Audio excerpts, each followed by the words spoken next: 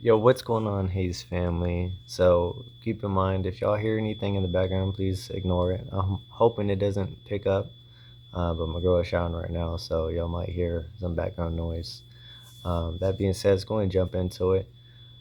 Can Microsoft make a comeback given their history in 2026?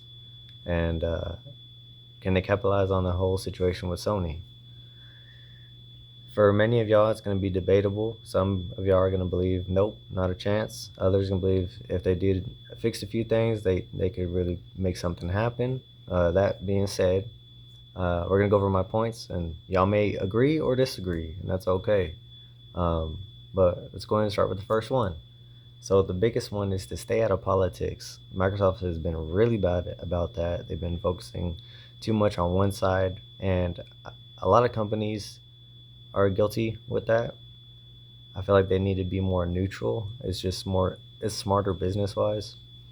Um, at the end of the day, I think what they need to do is focus more on the morals aspect. So, what is right, what is wrong, and kind of run their company based on that.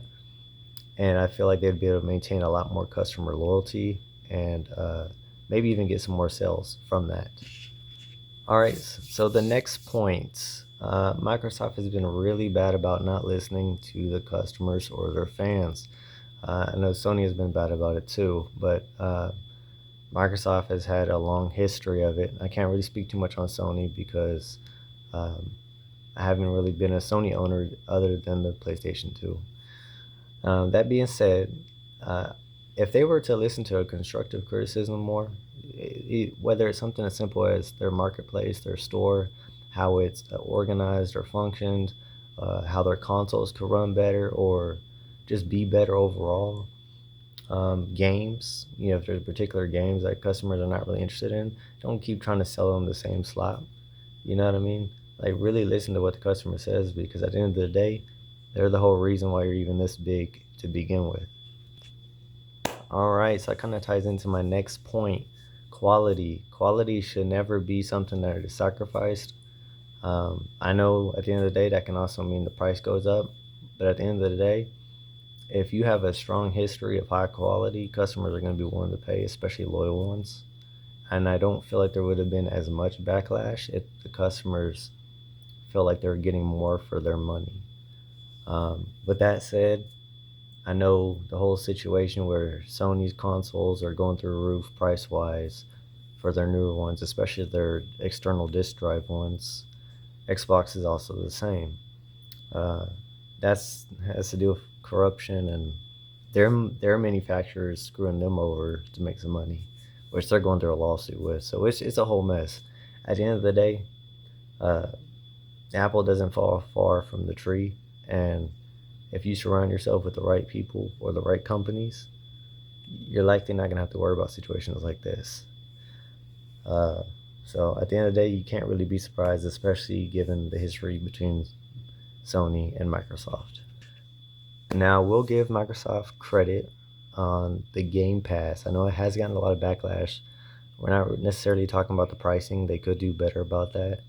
Granted, I do believe a lot of that came from them struggling in other areas, and they're trying to make up for that loss of money.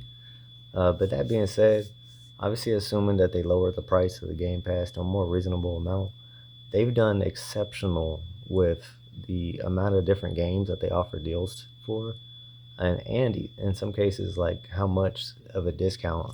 I've seen some games that are 90%, 85%, 75%, and these are big title games or very popular games. So I think they're doing exceptional in that aspect, and they should really double down on that. But like I said, just kind of get the price down a little bit lower because that's been one of their biggest complaints so far. All right, so my next point is lead by example. That kind of ties into the whole morals aspect. I feel like Microsoft, based on what I've seen and know, they've kind of like followed under Sony's wing, so to speak. Like they're not buddy buddy with each other, but it's kind of like Microsoft will kind of do whatever Sony does. And I feel like Microsoft needs to kind of jump in their own little lane. I mean, and do things that make them stand out, that make them unique and quit trying to, like, don't be afraid to try new things. Um, And that kind of ties into the listening to the customers. The customer's going to tell you at the end of the day what they want, and as long as you listen to that, you're good. But here lately, it just kind of seems like they're too nervous, they're too scared to make changes, to make the necessary changes. And I think a lot of it has to do with the fact that a lot of the people that are running these companies or that are in high positions in these companies either are not gamers or they just all they care about it is money, and the customers are not their main priority. And that's kind of ties into the whole issue that they're in the first place between both companies too. So I think one of the things that Microsoft could do is anything that Sony gets backlash for, Microsoft should or Xbox should provide a solution. So if Sony's got getting backlash for the digital games and them trying to transition to digital, um, and everybody's seen the backlash on that. Microsoft, this is one of the things I get is a little irritating. It's like, how do you not see it? Microsoft, take advantage of the opportunity. Say, hey guys, you ain't got to worry about it on our side. You know, we're focused heavy on these disc games for the future, and we understand the importance of these disc games and what it means to you guys. Like, they could have really capitalized on that, and I feel like they just chose to be dead silent. And I don't know what the reason for that was, but I think that's one of the stupidest things that they could have did. I mean, even if you're just focused on the money, the amount of money that could have been made from that, it's positive marketing. Like, it's good, excuse me, on y'all's reputation. And y'all just kind of just let it slip out of y'all's hands. But yet, when Sony gets the opportunity, they do it to you guys. Like, who the hell is running this company?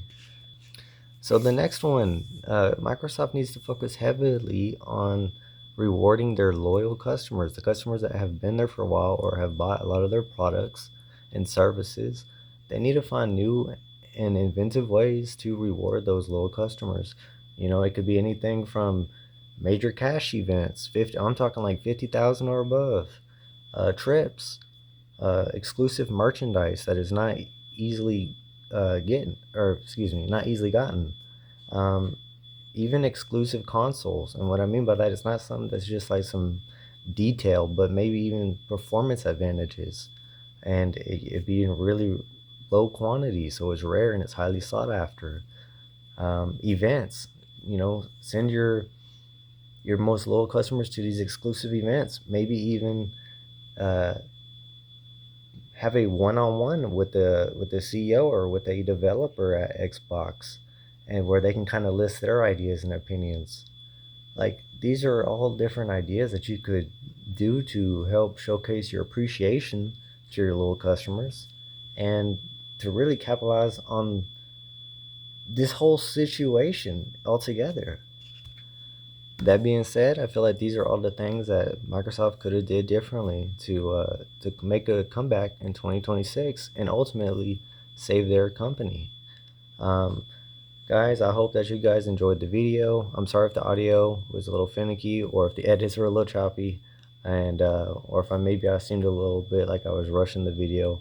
I don't generally try to make these videos too long, and also I'm trying to hurry because my girl's in the shower and I don't want to keep playing this while that's going. So, but I love you guys. I appreciate you guys, and y'all have a good night, and I'll see you guys next time.